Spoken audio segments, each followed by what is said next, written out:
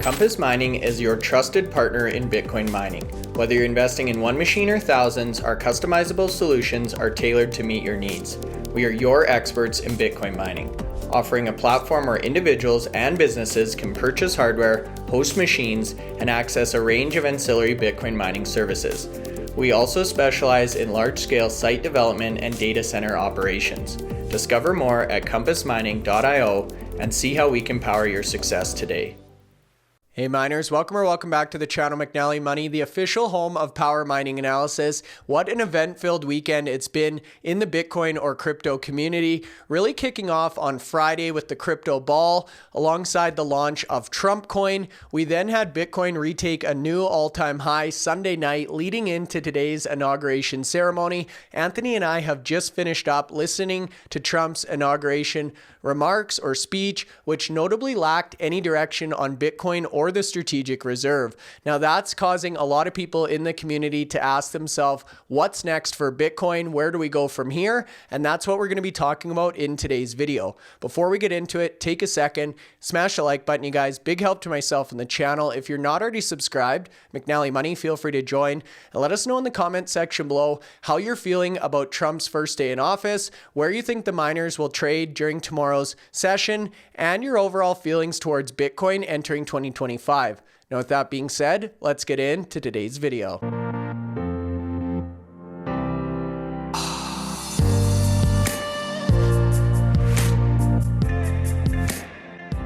Okay, guys, so that's right. Monday morning, markets are officially closed. It's Trump's inauguration day. We just finished listening to his inauguration speech, and boy, what an eventful weekend it was, Anthony. Really spanning back to last Friday when the markets closed and the crypto ball took place, among all things, in Washington, D.C.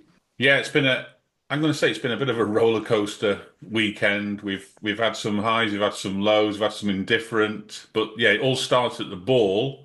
A lot of popular and familiar faces at the ball. We recognised a few people there. I mean, we had Zach and Matt from CleanSpark were there. They had their golden tickets, and Dennis Porter, who's been on the show a few times. Dennis was there leading the way with Satoshi Action Fund. And Alex Storm was there from Galaxy. I think he's the head of research there. I met him at the Cheat Code Conference, which is hosted by Peter McCormack in Bedford, UK.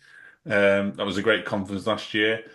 And yeah, many others. Greg Cardone was there, and even managed to do a few videos with Fred Thiel, who highlighted at the ball what they'd done on one of the Bitcoins. They put a picture of Donald Trump on the blockchain, which will be there forever now.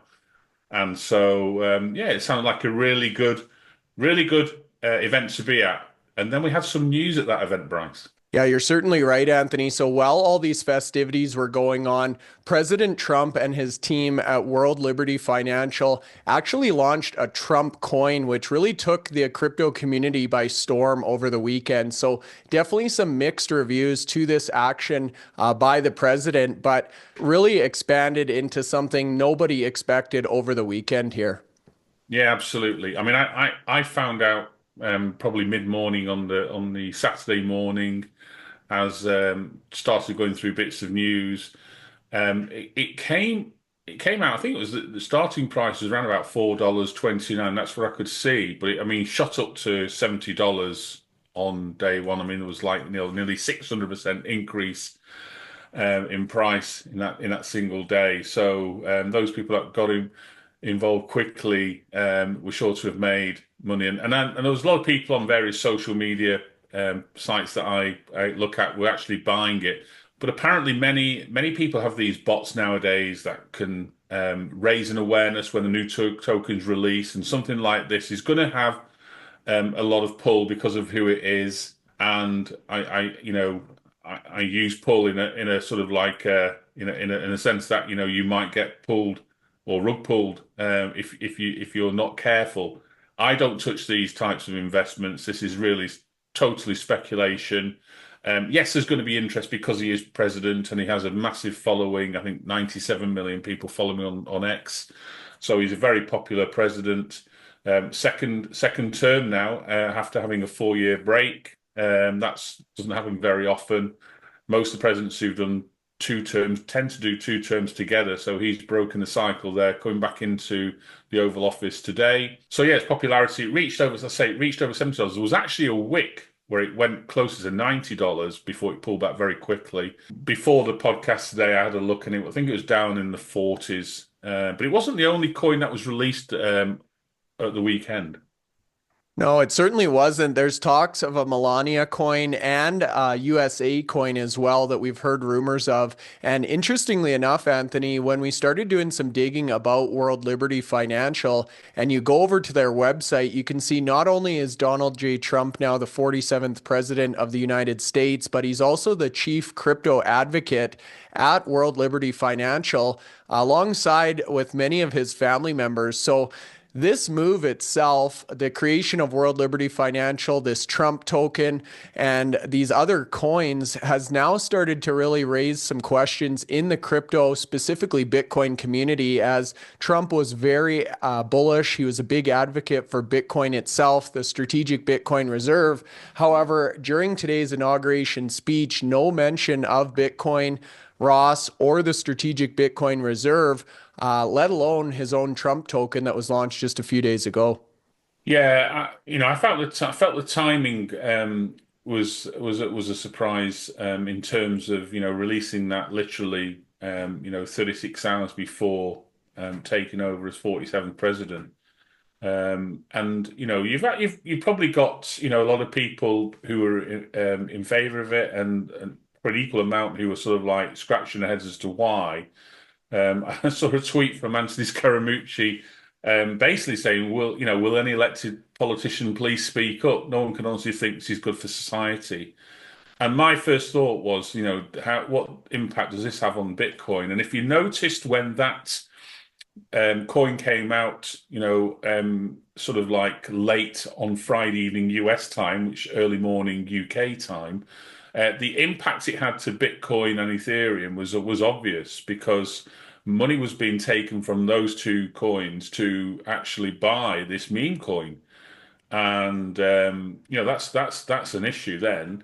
If you think people were moving out of Ethereum into Solana to buy this coin, the Solana share price rallied from something like $240 to 290, nearly $300 on Saturday, as these purchases were in place. And what we've seen since then is, I mentioned before, the pullbacks occurred. I mean, it's still, significantly higher from when it opened. It's still $40 now, and it was $4.29 when it opened in the market. And Solana's price has come back down now to around about $250. So that event's, happened quite quickly. And Ethereum and Bitcoin price today, well, I mean, it's been a total roller coaster. Yesterday and today, I mean, we both tweeted as Bitcoin went through $106,000 last night to see it drop literally minutes after them posts down to, I think, what, 100,000, 99,000.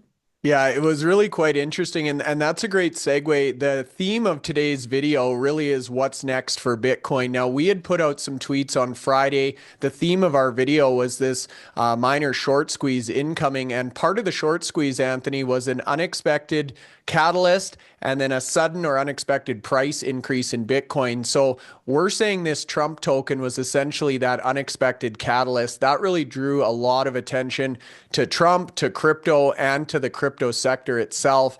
You're right in saying following that, we saw some wild price action in Bitcoin, spiking to 106, then dropping down sub 100, and now just last night before inauguration, surpassing a new all-time high, giving us that unexpected price increase or the second catalyst towards that short squeeze we talked about. So in terms of what's next for Bitcoin, you like to say Bitcoin does what Bitcoin will do.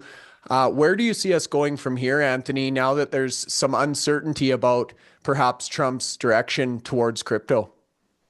Yeah, we're going to probably need some announcements. There's no announcement today in the speech about crypto whatsoever. So, it was quite a long inauguration speech, spoke about a lot of things that were happening, a lot of things about the outgoing administration, fairly scathing of the outgoing administration and how that, he would bring safety back to the USA.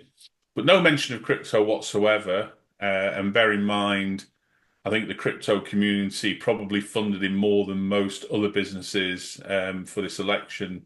We were there at Nashville when he came to do literally about an hour speech there on the third day of the conference, a Bitcoin conference. And, some of the sums that were paid by some of the, these senior execs who managed to have meetings with him were sort of like, fairly significant, talking like £500,000 to have a conversation with the president. And plus he would have received, a lot of funding towards his campaign. You don't do what you did on Friday and then throw crypto into the ocean. So I'm assuming something will come out. Whether we've sort of like whether the price was built into this, getting to this where we are now, and time will tell. But today's been quite volatile. We need things to get back to being a bit more steadier. We need the market to steady a bit, because it really has been up and down today. And whether they're going to mention the strategic reserve in these early weeks for administration, that's going to be the sort of like the big overarching positivity. Behind the scenes, obviously, these states that are signing up to their own strategic reserves is starting to increase into double figures now. So, the 50 states, already 20% of them have already sort of signed paperwork now to take this forward, with a strong belief that they'll get this passed at state level to implement. So that's positive there, and that maybe give him some sort of like cushion to announce it from a country position. What we're looking for is consolidation now in the Bitcoin price until we hear that announcement about the strategic reserve, and then I think after that it should be a more positive move from there onwards.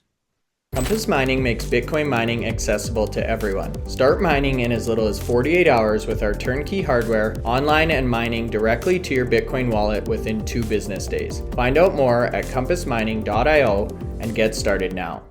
Yeah, very interesting or mixed response to this inauguration and Trump coin activity over the weekend, Anthony. And it's actually caused a few of the main voices in the space to speak up on X, voicing their concerns for where this administration's headed. Yeah, we saw another tweet from Peter McCormack. He's a big advocate of Bitcoin, been in the space a long time, the What Bitcoin Did podcast previously. He put the Trump coins is embarrassing. It's the opposite of what you voted for.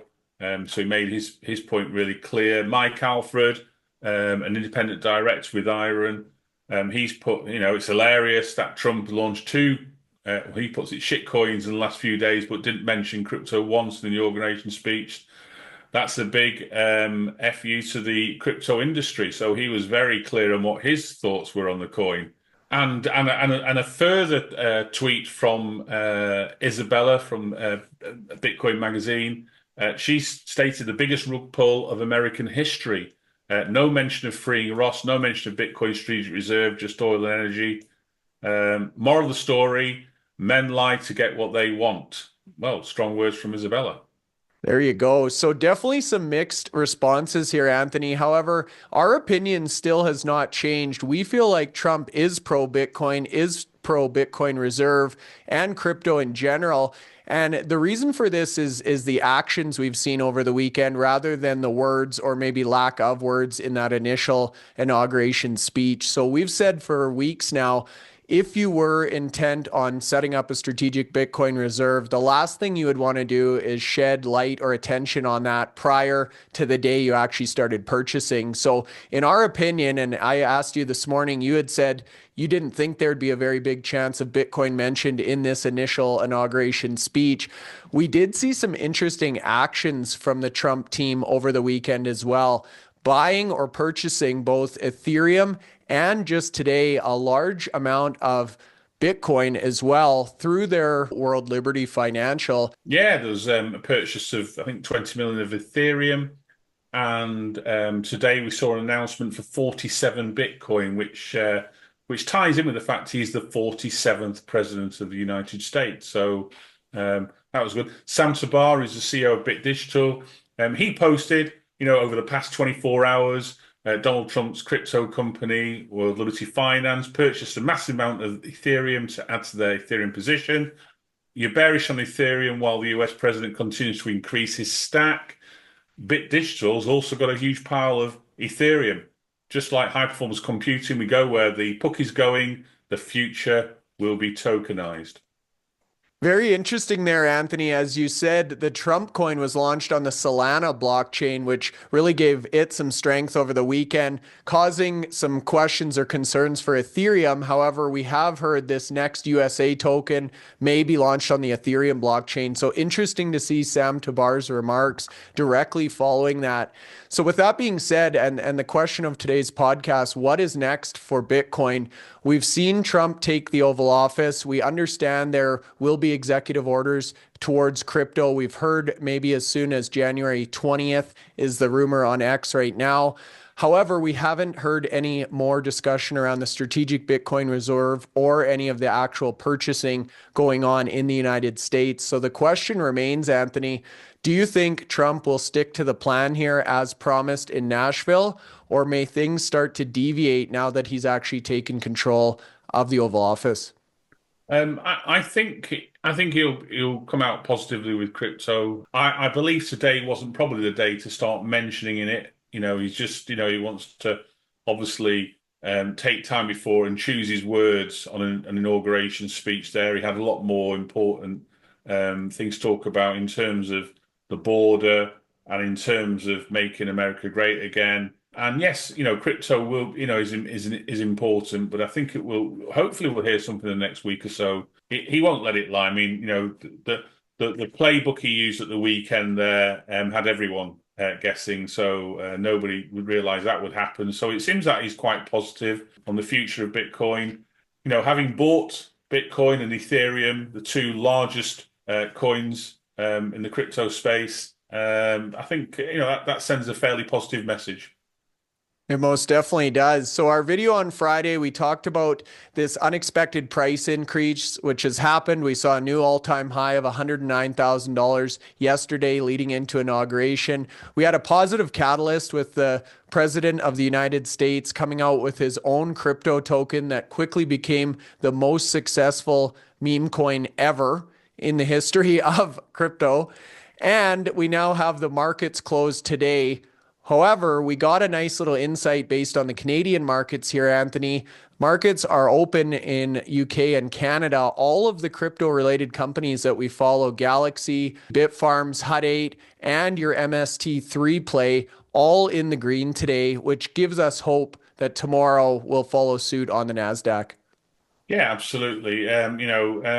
Depending on the Bitcoin price going into tomorrow, it should be. I mean, I think we're at the sort of position now we were on Friday, so maybe a flat opening, or a slightly positive opening.